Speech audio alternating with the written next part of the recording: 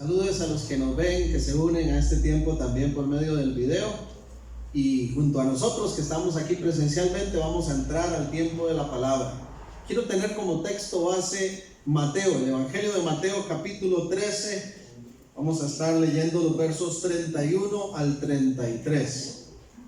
Mateo capítulo 13, versículo 31 al 33. Voy a dar un momento para que puedan ubicarlo y dar seguimiento con su vista a esta lectura que voy a hacer en voz alta para ustedes. Mateo 13, 31.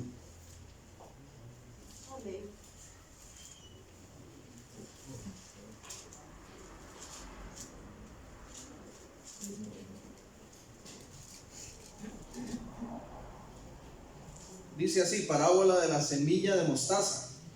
Leemos como siempre el nombre del Padre, del Hijo y la poderosa comunión de su Espíritu Santo.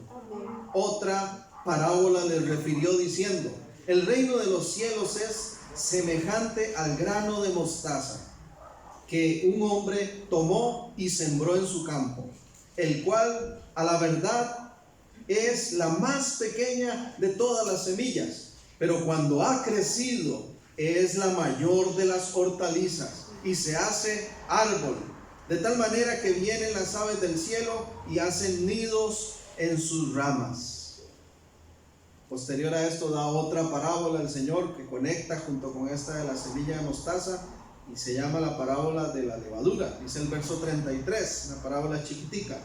Otra parábola les dijo: el reino de los cielos es semejante a la levadura que tomó una mujer y se escondió en 3 medidas de harina hasta que todo fue leudado. Padre, queremos darte gracias por este tiempo de culto de hoy y queremos darte gracias por permitirnos acercarnos nuevamente a tu palabra. Cumple el propósito, Señor, por el cual este mensaje es entregado a tu pueblo hoy, Señor. Bendice, edifica las vidas de todos los que van a estar participando, Señor, recibiendo, escuchando, Señor, este mensaje.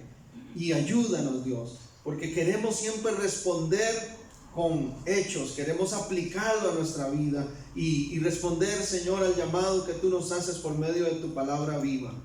Gracias, háblanos por favor.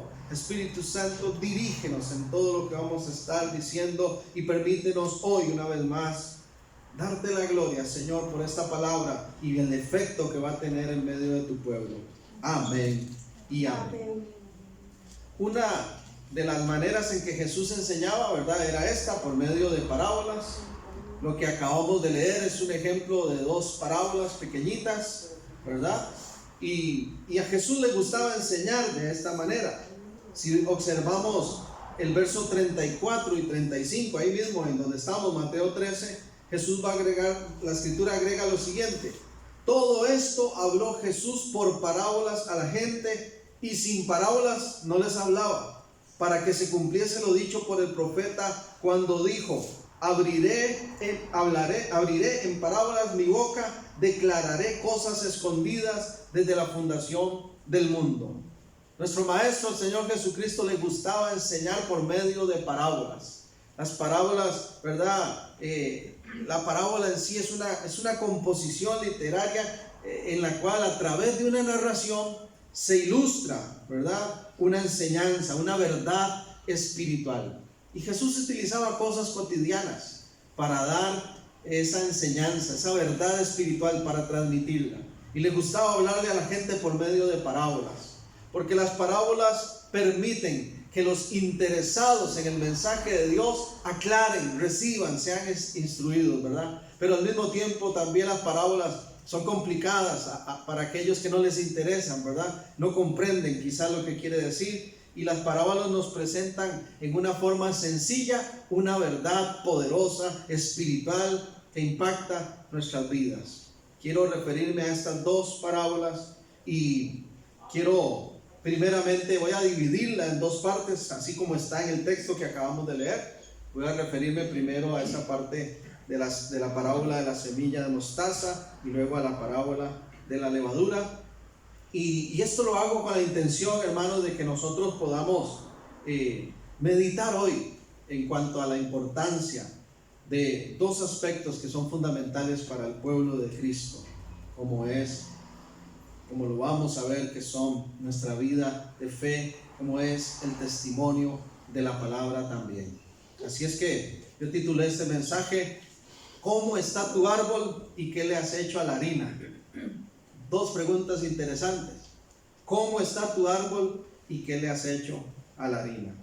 Hace algún tiempo compartí este mensaje y me gusta de vez en cuando retomar algunos mensajes en el sentido de que podamos reactivarnos en alguna dirección de Dios. Y bueno, no hay duda que Dios nos está llamando a que pongamos en práctica lo que hoy estamos compartiendo.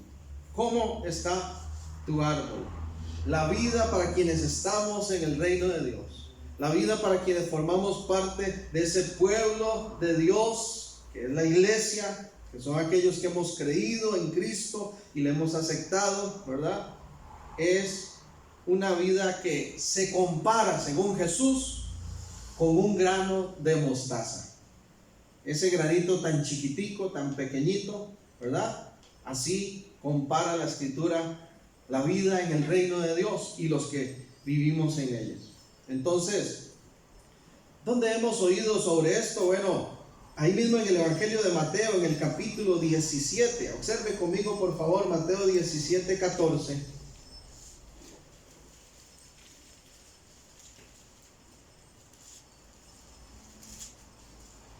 Hay una situación que se da en la cual Jesús hace una sanidad especial sobre un muchacho que está necesitado, ¿verdad?, de esa obra sanadora, liberadora de Jesús. Mateo 17, 14 dice: cuando llegaron al gentío, vino a él un hombre que se arrodilló delante de él diciendo: Señor, ten misericordia de mi hijo, que es lunático y padece muchísimo, porque muchas veces cae en el fuego y muchas veces en el agua.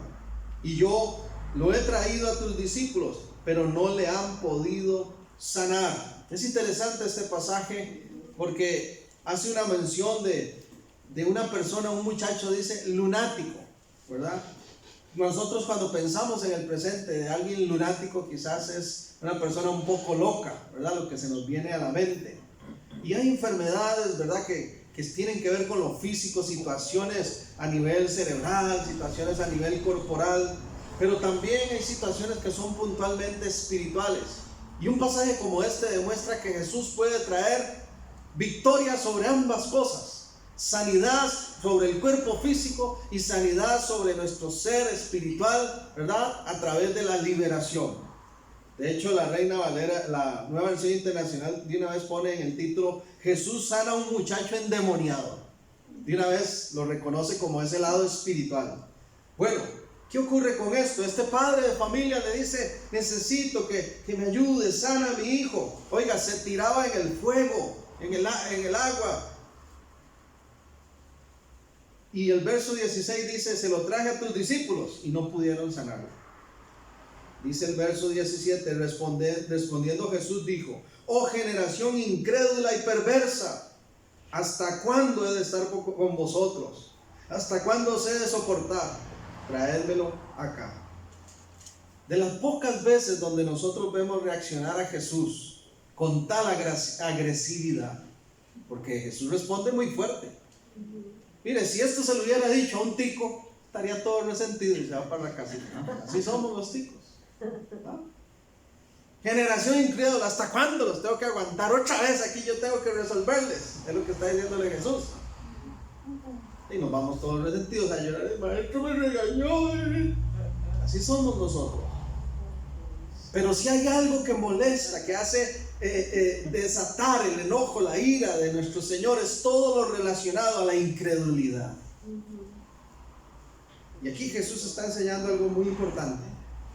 Verso 18 dice: y reprendió Jesús al demonio, el cual salió del muchacho, y éste quedó sano desde aquella hora. Viniendo entonces los discípulos a Jesús aparte, le dijeron: ¿por qué nosotros no pudimos echarlo fuera? Jesús les dijo: por vuestra poca fe, porque de cierto os digo que si tuvierais fe como un grano de mostaza, diréis a este monte: pásate de aquí de aquí a allá y se pasará y nada os será imposible. Nada os será imposible.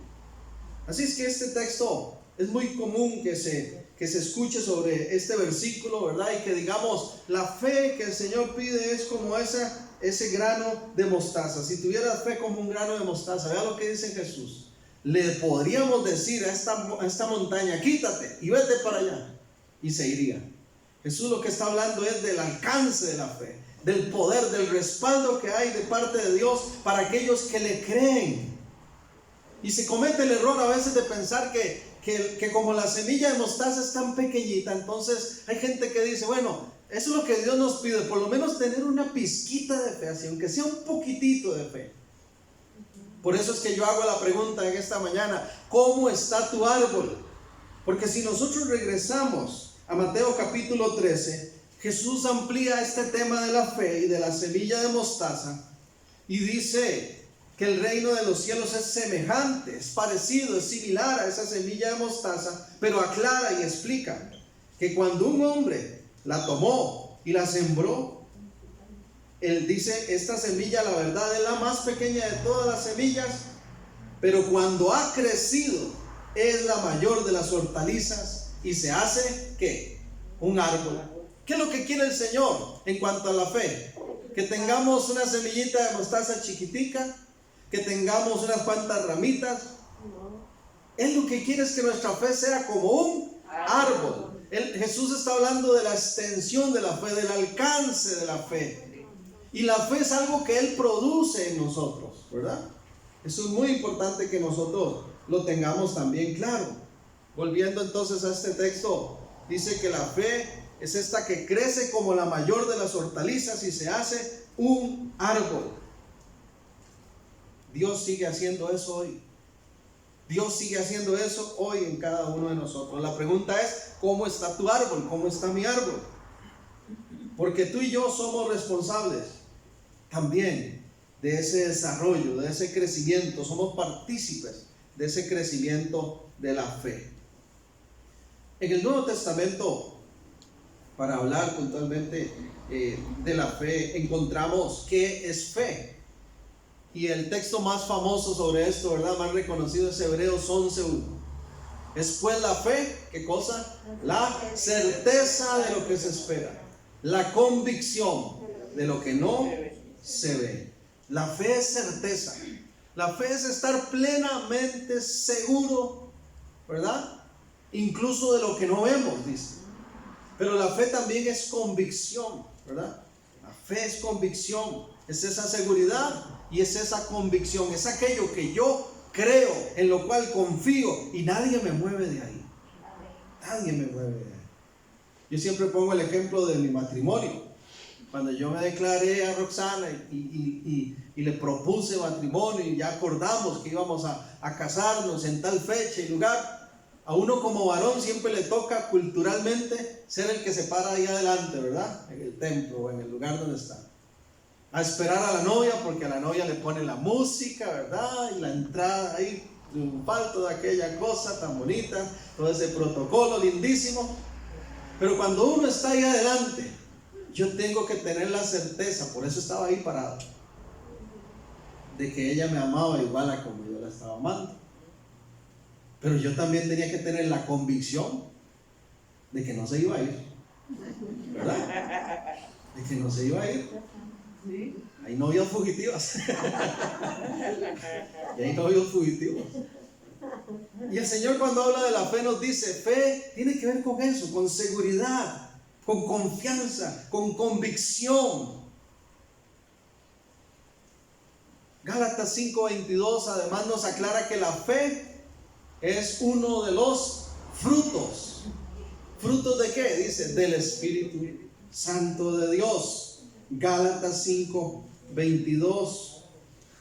Lo podemos nosotros observar ahí también claramente en relación a este tema, ¿verdad? Voy a leerlo para no parafrasearlo. Gálatas 5:22 dice, perdón, abrí Efesios. Ahora sí. Mas el fruto del Espíritu es amor, gozo, paz, paciencia, benignidad, bondad, fe, mansedumbre, templanza. Contra tales cosas no hay ley. El fruto del Espíritu. Un fruto es el resultado de algo, ¿cierto? El resultado de que ahora el Espíritu vive en mí es que yo tenga amor, paz, benignidad y también fe.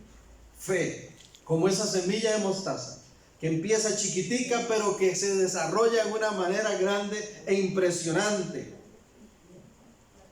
Don Juan Stan, un erudito bíblico que tuve el privilegio de conocer, ya el año pasado partió con el Señor.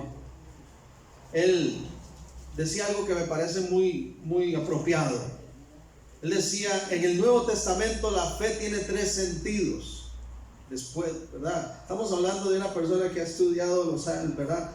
Toda una vida estudiando la Escritura y escribiendo libros y comentarios y todo. Y él llega a una conclusión y dice, en el Nuevo Testamento la fe tiene 3 sentidos. La fe es el conjunto de creencias cristianas. Cuando la Biblia habla de fe, en el Nuevo Testamento está hablando de ese conjunto de creencias cristianas, ¿verdad? Por eso nosotros decimos, mi fe es una fe evangélica, una fe en Jesucristo, en el Evangelio de Jesús. Ese conjunto de enseñanzas, de doctrinas es lo que yo creo. Pero la fe también tiene un sentido, ¿verdad? No solo de doctrina, de enseñanza, sino también de fidelidad de vida. La fe también tiene que ver con que como yo creo en Dios y que Él es mi Señor y mi dueño, entonces yo respondo con fidelidad. Eso también es vivir en la fe. Y en tercer lugar, el Nuevo Testamento, dice don Juan Stan, la fe tiene un sentido de confianza, que es el que más conocemos quizás, ¿verdad? Un sentido de confianza, mi confianza en Dios. Entonces eso es común, lo entendemos, ¿verdad? Quizás mucho nosotros cuando decimos, ¿qué tan grande está mi fe? Es, ¿qué tanto estoy confiando en Dios? ¿Qué tanto estoy creyéndole a Dios?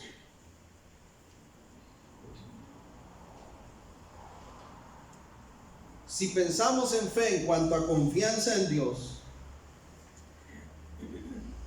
no tener fe o tener poquita fe equivale a decirle a Dios, no confío, no creo que seas capaz de hacer esto. Eso es lo que pasa cuando nosotros damos lugar a la incredulidad. Por eso a Jesús le molesta tanto. Porque cuando nosotros flaqueamos en la fe, lo que estamos diciendo es, estamos poniendo en duda nuestra confianza en Jesús, en lo que Él puede hacer. Estamos poniendo en duda lo que se nos ha enseñado, lo que su palabra nos ha adoctrinado. Estamos poniendo en duda que ahora vivimos entregados a Él y que Él es el que tiene el control. Esto es tremendo. Es tremendo porque si yo lo digo es fácil de decirlo, pero hay que estar en la situación. Si hubiera podido me traigo un árbol, pero lógico que no podía hacerlo, ¿verdad? Pero quiero poner un ejemplo visual para este tema de la fe. Pensaba yo en que la fe crece como ese árbol, dice que se hace grande, ¿verdad? Un arbusto grande. Y nosotros cuando andamos en un lugar muy caluroso, ¿verdad? Uno busca un árbol para ponerse ahí bajo la sombra del árbol, para refugiarse de ese árbol. En alguna manera nuestra fe, nuestra confianza en Dios es ese refugio que buscamos, que nos da paz, que nos da seguridad. Podríamos pensar que cuando vienen los tiempos no solo de sol caliente, de tormenta, ¿verdad? Fuerte, uno puede refugiarse en la fe contra estas cosas, ¿verdad? Entonces, si, con el permiso de Javier, se lo gané. Si la fe fuera algo tan grande como este paraguas, ¿verdad? Y yo quiero refugiarme del sol, yo creo que aquí por lo menos 4 nos ponemos, ¿verdad? Es un paraguas lo suficientemente grande, me cubre lo suficiente. O una tormenta, una tempestad, me cubre lo suficiente esta clase de paraguas. Pero si yo no cuento con un tamaño como ese y lo que tengo es una sombrilla como la que venden también comúnmente a la señora, y vienen esos rayos del sol calientísimos. Mire, si yo me pongo esta sombrilla, por lo menos me quemo los hombros y la espalda. O si se viene un aguacero fuerte, quedo empapado, porque esto cuesta, es muy pequeña la proporción, ¿verdad? El problema es que la fe es fruto del Espíritu. Es decir, la fe es resultado de vivir en el Espíritu Santo, de esa nueva vida que nos ha sido proporcionada. Pero la fe tiene que acrecentarse, tiene que mantenerse grande, tiene que ir avanzando con el paso de los años, con el paso del tiempo. Nuestra fe no puede flaquear. Ese fruto hay que cuidarlo. Ese fruto hay que cuidarlo, hay que mantenerlo grande, porque eso es lo que nos ayuda en las circunstancias, en las adversidades, en la dificultad. Amén. Tenemos que buscar que nuestro árbol esté grande, firme. Pero si nosotros nos descuidamos en cuanto a la fe y se viene un aguacero y saco yo esta sombrillita, ¿qué cree? Yo creo que a veces, hermanos, figurativamente hablando, podríamos vernos así en cuanto al tema de la fe. Mire, si se me viene una carencia, una necesidad económica, ¿qué tengo que yo hacer? Sacar mi fe en alto, pero no esta. Sino esa confianza plena de que el Señor me cubre por completo todo mi ser, que incluye mis finanzas, que incluye mi salud, que incluye mi paz, que incluye mis emociones. Tiene que estar grande esa confianza en Dios. Y quiero dejar muy en claro que esto, lo que trato de transmitir es más bien dar a entender de que esto depende de Dios. Vea qué linda la invitación que nos hace el Señor. Él pone el fruto en nosotros, que es la fe. Y conforme nosotros nos depositamos en Él, esa fe se fortalece y se agranda. Aleluya. Es Él el que se manifiesta, es Él el que nos cubre, es Él el que nos protege. Es la fe grande que el Señor nos ha entregado. Pero a veces se nos olvida que la fe que recibimos es así de grande. Y nos quedamos con el pensamiento de que es que es una semillita, entonces seguro es así. No, se convierte, dice, en el árbol más grande, en un arbusto enorme. Culturalmente, en esa zona, Jesús puso el ejemplo de algo muy visible para ellos, porque ellos estaban familiarizados con esta semillita. Entonces, hermanos, ¿cómo está nuestro árbol? ¿Cómo está nuestra fe? ¿Cómo está nuestra confianza? ¿Qué tan firmes estamos parados sobre la doctrina, lo que se nos ha enseñado? ¿Qué tan firmes estamos en cuanto a nuestra confianza en Dios? ¿Y qué tan fieles estamos siendo a eso con nuestro diario vivir? ¿O nos estamos tambaleando? Ese es el reto que tenemos nosotros, porque la fe ya la tenemos como fruto del Espíritu Santo en nuestra vida. Entonces hay que activar esa fe. Yo soy el que tengo que creerle a Dios que Él me dio el paraguas grandote. Miren, hermanos, yo les digo que sinceramente yo creo que Dios a mí me dio una carpa de circo, porque lo he visto cubrirme sobre tantas cosas, cosas imposibles para mí, pero le he visto cubrir, le he visto proteger, le he visto sostener las familias, la iglesia, mi vida, tantas manifestaciones. ¿Y qué es lo que tengo que hacer yo solo? Creer que Él puede. Tener la fe para creer que Él puede hacer todo eso tan grande, que ya Él nos ha respaldado con esa grandeza y no con esta pequeñez. Interesantemente, Jesús, el Evangelio de Mateo nos conecta estas enseñanzas de Jesús con una segunda parábola.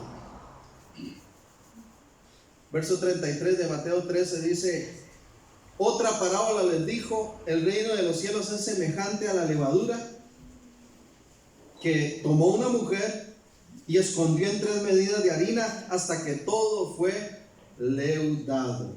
Todo fue leudado. Esa palabra leudado no es muy común para nuestro vocabulario, pero lo que está diciendo es que cuando se pone levadura en algo, toda la masa se fermenta. Y esa fermentación hace que la masa crezca. Pensé en traer un poquito de levadura porque Roxana tiene y harina y ponerlo, pero no lo quise traer porque digo, no, la verdad es que es muy, si traigo es difícil que ustedes lo vean desde ahí y ya tendríamos que pasarlo y todo eso es complicado, pero tenemos claro el concepto. Jesús está apuntando a otra situación muy práctica de la vida. Jesús dice, cuando a la masa, se le echa levadura, se revuelve con levadura, toda la masa se va a fermentar por esa levadura. Toda la masa se va. Entonces, en mi tema de hoy que he traído para ustedes con estas dos preguntas es: ¿cómo está tu árbol y qué le has hecho a la harina? Porque aquí en esta parábola, tú y yo somos como la levadura. Como la levadura. ¿En qué sentido?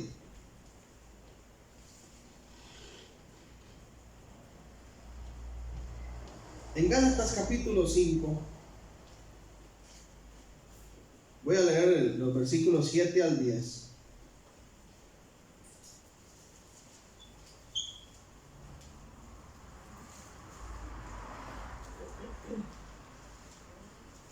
Gálatas capítulo 5. Es que interesante lo que pregunta el apóstol Pablo, ¿verdad? Le pregunta a la iglesia en Gálatas. Y les dice, Gálatas 5:7, vosotros corríais bien. ¿Quién os estorbó para no obedecer la verdad? Ustedes iban muy bien, iglesia. ¿Y quién les estorbó? ¿Qué pasó? ¿Por qué no están obedeciendo la verdad? Y dice el 8, esta persuasión no procede de aquel que os llama. Un poco de levadura leuda toda la masa. Yo confío respecto de vosotros en el Señor, que no pensaréis de otro modo, mas que el que os perturba llevará la sentencia quien quiera que sea. Gracias.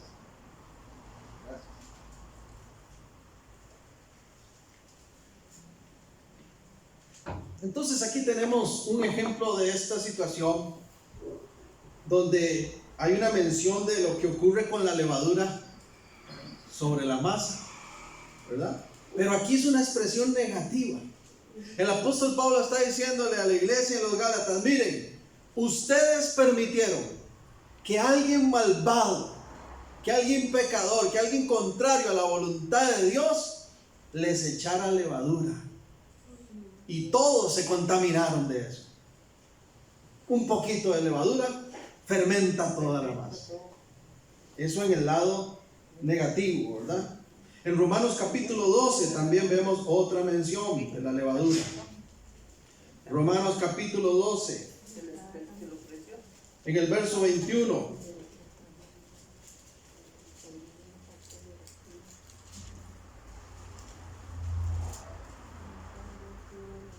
Pablo a esta iglesia en los romanos, ¿verdad? Este pueblo en Roma termina diciéndoles, resumiendo todo este capítulo de los deberes cristianos, termina recordándoles y les dice algo que va muy de la mano de esto de la levadura, porque les dice: no seas vencido de lo malo, sino vence con bien el mal. No se dejen ustedes fermentar por lo malo. No se dejen ustedes influir por el mundo, es lo que está diciendo, porque más bien nosotros somos la levadura del mundo. La pregunta es: ¿qué le hemos hecho a esa harina que está allá afuera? O que está en nuestras casas, o que está en nuestros lugares de trabajo, de estudio. Es difícil, hermanos, es muy difícil que uno no termine identificándose con alguien, pareciéndose a alguien, copiando aspectos de alguien. Es muy difícil.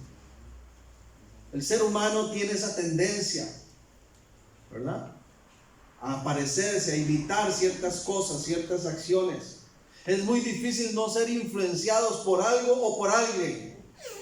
La pregunta que el Señor nos hace en esta mañana es: ¿estamos siendo de influencia para el mundo o el mundo nos está influenciando a nosotros? ¿Nos parecemos cada vez más a Cristo ¿O nos parecemos cada vez más a los que no tienen a Cristo en su corazón? ¿Quién está ganando? ¿Estamos siendo vencidos de lo malo o estamos venciendo con el bien al mal? Una pregunta muy importante. ¿Qué estamos haciendo con la harina? No la plata, dijo el pachuco. ¿Qué estamos haciendo con esa masa que está a nuestro alrededor de gente? Mira, hay personas, hermanos, que son tan, pero tan negativas, que si uno se descuida un ratito con ellos y sale negativo. Hay personas que usted le dice, mire, ay, es que estaba con un dolorcito aquí en la parte de atrás de la cara. Uy, seguro un tumor, le va a venir una aneurisma. Hay gente que es así, hermano. Si usted se deja, lo desanima. Mira, es que voy a empezar este negocio, le cuento, y ahora qué bendición, yo tengo este emprendimiento. No, hombre, el mundo está durísimo, que van y se embarque, le va a ir muy mal. ¿Y sabe qué pasa? Que hay gente que dice, bueno, entonces tiene razón, mejor no emprendo nada y me voy. Se dejaron influenciar y perdieron la oportunidad de desarrollar una empresa o alguna situación. En el ámbito de lo espiritual, el mundo nos quiere influenciar a cosas malas. Mire, yo me pongo a pensar en la generación, en los jóvenes de hoy, en los adolescentes de hoy. Y yo me pongo a pensar, si para mí fue complicado, que ya tengo 42 años, ¿cómo será para ellos ahora? Que hay tanta influencia. Antes uno no tenía celular. Ahora los celulares están llenos de acceso al internet y acceso a un mundo de maldad. Porque eso es una herramienta, depende del uso que le demos. Pero el uso que le da el mundo y con el cual influencia a la juventud es hacia lo malo. Páginas de páginas, mire. Uno se sorprende, hermanos, pero usted puede ir y buscar en internet y poner en Google ahí, parábola de la semilla de mostaza, porque usted quiere ver información de eso. Y de pronto le sale ahí una mujer bailando o qué sé yo, y entra esta página. Y uno dice, pero yo no me metí a eso, yo puse semilla de mostaza. Porque así está la tecnología, influenciando con fuerza a las generaciones. Los vicios. Mire, pruebe esto, haga esto. La pregunta es, ¿estamos nosotros siendo influencia para los demás o están influenciando ellos nuestra vida, nuestra propia vida?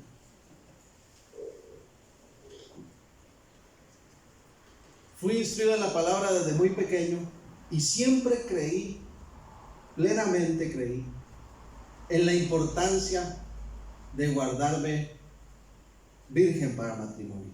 Así fui instruido, así lo creí y así procuré siempre vivirlo. Y por la gracia de Dios lo pude cumplir.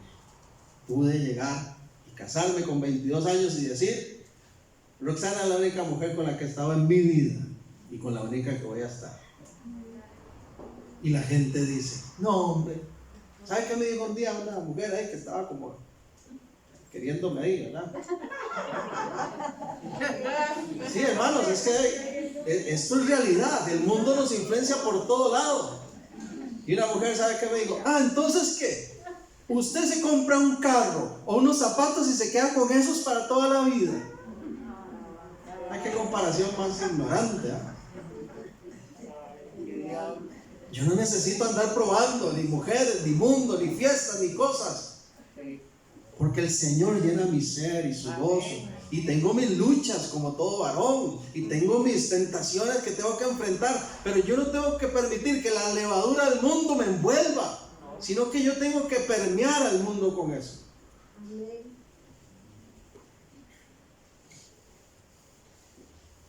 Lo estamos haciendo, es la pregunta. Estamos permeando nosotros. Estamos fermentando el mundo. Eso es lo que está hablando este texto. Amén. Y cuando yo me iba a casar, hermano, usted no tiene idea. Estaba trabajando aquí cerca de la Guacamaya. De cómo se burlaron de mí. Usted no tiene idea. Yo salía a las 5:30 de la tarde todos los días. Y a las 5, que ya el trabajo bajaba, que ya había, ¿verdad?, poca producción, empezaba un compañero: la hora tatá, la hora tatá. ¿Y sabe qué era la hora tatá? Era agarrar 30 minutos para molestar a Germán, el virgen que se iba a casar, y para hacerme bromas pesadas de lo que me iba a pasar en la luna de miel y de un montón de tonteras y cosas. Porque nosotros, hermanos, nadamos contra corriente. Si usted no lo había notado, mire, no hay otra manera de decirlo: nadamos contra corriente. El cristianismo es contracultura. Y siempre va a querer el mundo permearnos y decirnos: es que ser pro vida, eso es de ridículos, eso es de anticuados. Ahí en el Facebook hasta me han puesto: usted es un dinosaurio. Me han puesto. Porque no creo en el aborto, porque defiendo la vida, porque creo que los principios bíblicos siguen aplicables a este siglo presente. Pero eso nos causa problemas. Esos dos ejemplos que acabamos de mencionar es cuanto a lo contrario, pero aquí en Mateo Jesús utiliza el tema de la levadura en cuanto a su lado positivo, para recordarnos que nosotros somos la levadura del mundo, que esa harina, que esa masa que está a nuestro alrededor tiene que ser influenciada por nosotros.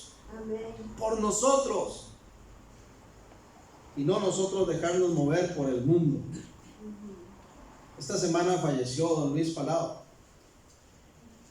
Qué interesante ver el testimonio de un hombre que sabe cuándo se va a morir, porque no todas las veces ocurre eso, ¿verdad? A veces la muerte sorprende sorpresivamente a las personas, pero en el caso de él, como tenía un dictamen ya médico, le habían dicho: ya usted no tiene cura.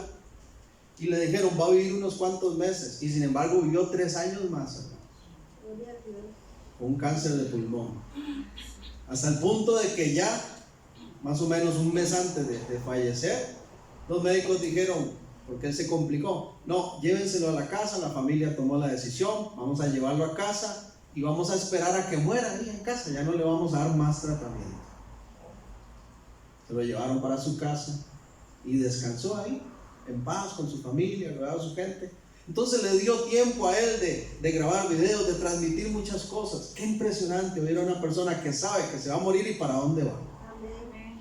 Así de impresionantes tenemos que ser nosotros en el mundo. Amén. Porque la parábola anterior conecta con esta. Nuestra fe, nada debe movernos de esa fe, de esa convicción. Amén. Y tenemos que creer hasta el fin, influenciar a otros. Yo anoté aquí algo muy bonito que vi en uno de estos videos testimoniales. Luis Palao dijo, le hizo el entrevistador la siguiente pregunta: ¿cómo le gustaría a usted ser recordado después de su muerte? Y dentro de muchas cosas que él respondió, él dijo: como un hombre que ama al Señor Jesús y que amó a los que le necesitaban a él. Qué lindo, ¿verdad? Eso es ser levadura en el mundo. Amar a los que necesitan de Cristo, ser influencia para ellos con la palabra, con los principios bíblicos, con la verdad, hermano, porque nada ni nadie va a llenar los corazones como los llena el Señor. El mundo ofrece muchas cosas, el mundo promueve muchas cosas, pero nada ni nadie va a traer la vida, la victoria, la paz, aleluya, la fe, como la da nuestro Señor. Solo Él. Y el mundo está necesitado de eso. Para ir finalizando, en Hechos capítulo 16 hay un acontecimiento de Pablo y Silas que fueron llevados presos, ¿recuerdan? Y resulta ser que estando ahí en la cárcel, ellos tienen una fe firme como un árbol, ¿verdad? Y aunque están presos en el calabozo más oscuro, más profundo, en medio de toda esa aflicción, ¿no los oyeron llorando? ¿No los oyeron? ¡Sáquenos de aquí! ¡Somos inocentes! ¿verdad? Como posiblemente muchos gritan en las cárceles. Ve a estos hombres qué clase de fe. Que en la madrugada, ahí a las 12 de la noche, orando, alabando, cantándole al Señor. Oye, ¿no era que les habían dicho, don Pablo, Silas, pase por aquí, siéntese aquí en este calabozo oscuro, siéntese ahí al fondo, pase adelante, está en su casa? No, hermano, los garrotearon y los metieron ahí, todos golpeados, y con una fe profunda, sabiendo que está en peligro sus vidas. Ellos están orando y alabando al Señor. Y entonces ocurre el milagro. Hay un terremoto. Se rompen las cadenas de los presos, se abren las celdas y el carcelero dice: hasta aquí llegué. Porque el principio de responsabilidad en Roma decía que si se escapaba alguno, la vida de él era demandada para él como líder de esa cárcel. El carcelero dice: ya hasta aquí llegué. ¿Quiere suicidarse entonces mejor? Y no, un momentito, aquí estamos todos, ¿verdad? Verso 28, Hechos 16, 28. Mas Pablo clamó a gran voz diciendo: no te hagas ningún mal, pues todos estamos aquí. Él entonces, pidiendo luz, se precipitó adentro y temblando se postró a los pies de Pablo y de Silas, y sacándolos les dijo: señores, ¿qué debo hacer para ser salvo? Gloria sea al Señor. La levadura de Pablo y de Silas transformaron a un hombre posiblemente cruel, duro de corazón, acostumbrado a no tener misericordia de los reos. Y esa levadura que ellos pusieron en esa cárcel fermentó toda esa masa y esa vida, al grado de que este carcelero dice: quiero conocer de su fe, quiero tener al que ustedes tienen, quiero saber de aquel que ustedes creen y confían. Aleluya. Y qué linda la respuesta, ¿verdad? Hechos 16, 31. Cree en el Señor Jesucristo y serás salvo tú y tu casa. Y le oraron la palabra del Señor a él y todos los que estaban en su casa.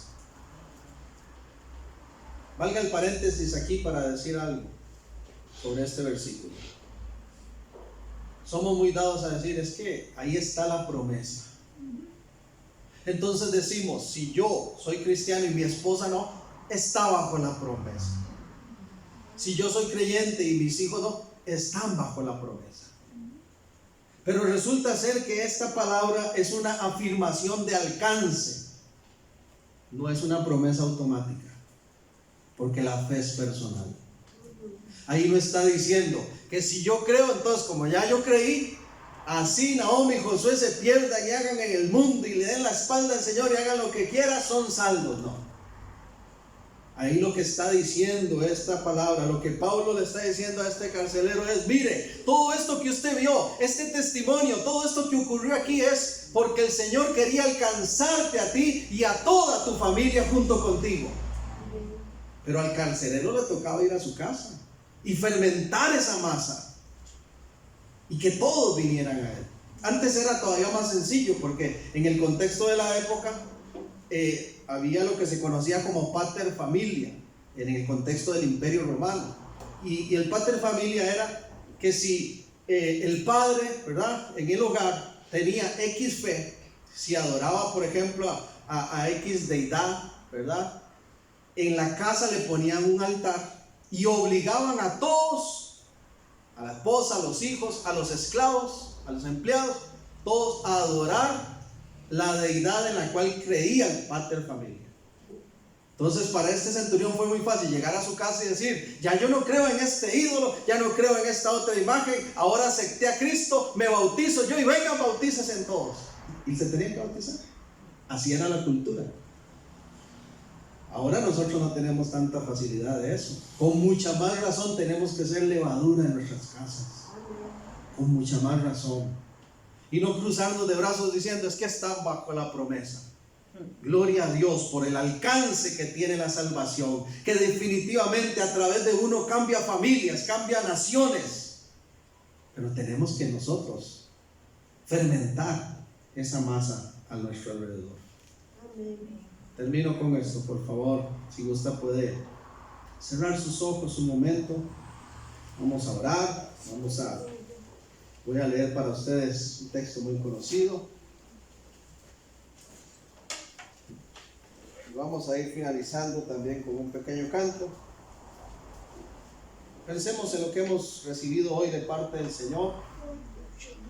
Tal vez necesitamos afirmar nuestra fe, nuestra confianza en Dios. Y necesitamos también transmitir esa fe a los que nos rodean. Romanos 10:8 dice: cerca de ti está la palabra, en tu boca y en tu corazón. Esta es la palabra de fe que predicamos. Este es el evangelio que por fe hemos creído. Que si confesares con tu boca que Jesús es el Señor y creyeres en tu corazón que Dios le levantó de los muertos, serás salvo. Porque con el corazón se cree para justicia, con la boca se confiesa para salvación. Pero qué interesante lo que pregunta el verso 14. ¿Cómo pues invocarán a aquel en el cual no han creído? ¿Cómo creerán en aquel de quien no han oído? ¿Y cómo oirán sin haber quien les predique?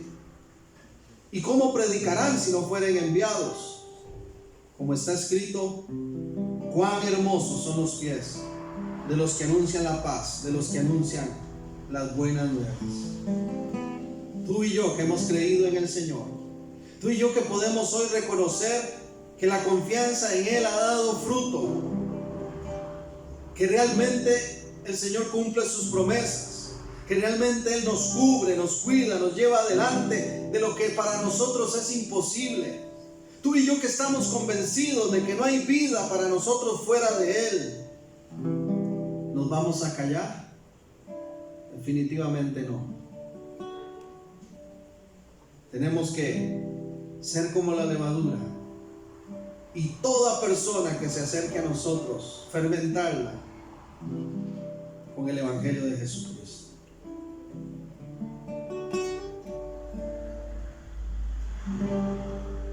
Enciende la luz y déjala brillar, la luz de Jesús que brille en todo lugar. La puedes esconder, no te puedes callar ante tal necesidad. Enciende una luz en la oscuridad.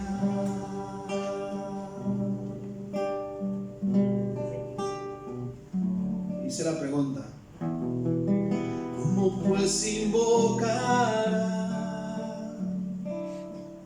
a aquel en quien no han creído? ¿Y cómo creerá en aquel de quien no han oído? ¿Y cómo oirán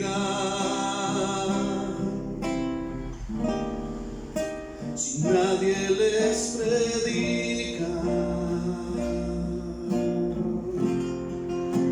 Hermosos son los pies de los que anuncian la paz, las buenas nuevas de Jesús.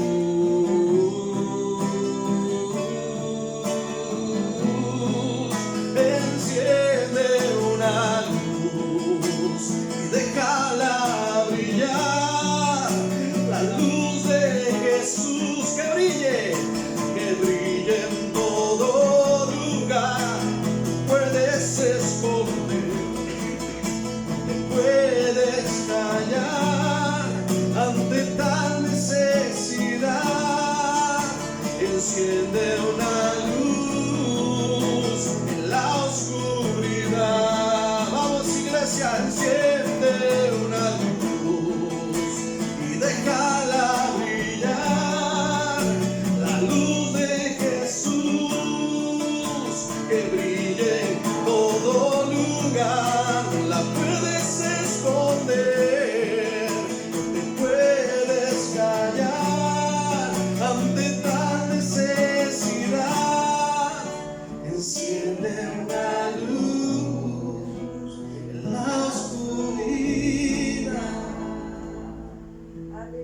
fe no tendría sentido, Señor, sin ti.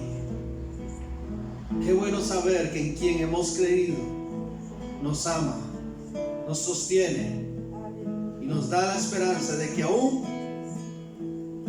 lo que no vemos puede ser real y lo imposible puede ocurrir. Ese mensaje, Señor, de esperanza queremos transmitir a este mundo a través de nuestra vida, todos los días, porque el mundo te necesita. Úsanos, Señor. Permítenos ser como la levadura que fermenta a todo aquel que se acerque a nosotros. Señor, en nuestros hogares, en nuestros lugares de trabajo, de estudio, donde quiera que estemos, Señor, mostrarle al mundo en quién hemos creído y lo que hemos sido enseñados, para que también ellos disfruten de esa dicha, de ese gozo, Señor, de esa bendición, Dios, de tenerte a ti, porque no imaginamos, Dios, ni un solo día lejos. Cuán triste sería nuestra vida si no hubiéramos creído. Gracias, Señor, porque alguien transmitió ese mensaje. Gracias porque alguien, Señor, fue levadura para nuestras familias, Señor. Gracias porque no se cayó, porque entendió lo importante de transmitir esa verdad a un mundo que camina en dirección contraria. Y tu gracia nos alcanzó y transformó nuestras vidas, nuestras familias, nuestro ser. Y aún, Señor, nos sigues impactando cada día con tu amor, con tus beneficios. Gracias, gracias. Cristo, yo te amo. Cristo, yo te amo. No hay nadie como tú, Jesús. ¿Cuántos están agradecidos? Pueden ofrecerle al Señor este canto. Si gusta, pueden ponerse sobre sus pies y adorémosle un momento más antes de finalizar. Si Cristo, yo te amo, Cristo, yo te amo, no hay nadie como tú, no lo hay, no lo hay. Jesús, agradecidos estamos, no sé dónde estuviera si yo a ti no te tuviera, si no hubiera conocido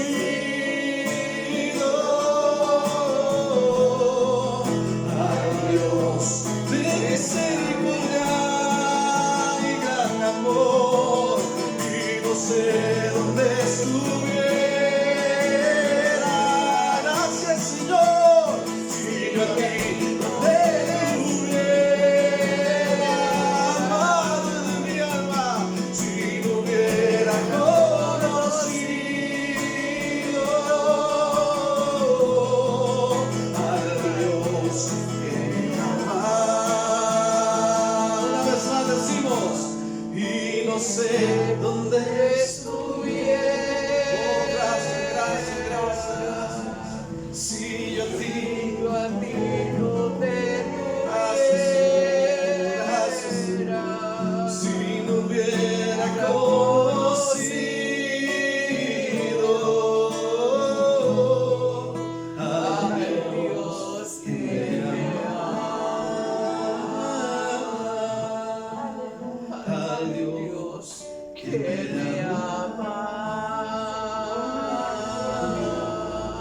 al Dios que me ama. Gracias, Señor. Aleluya. Gracias, Cristo. Gracias, Señor. Esto que vivimos, esto que sentimos, esto que experimentamos todos los días, queremos transmitirlo al mundo que te necesita.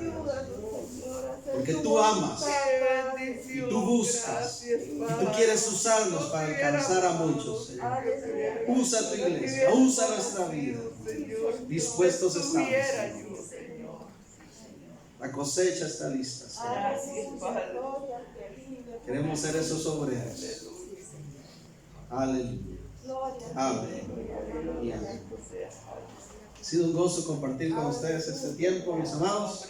Que Dios les continúe bendiciendo. Que tengan todos una semana feliz, gloriosa en Cristo Jesús. Amén. Gloria a Dios. Hasta pronto.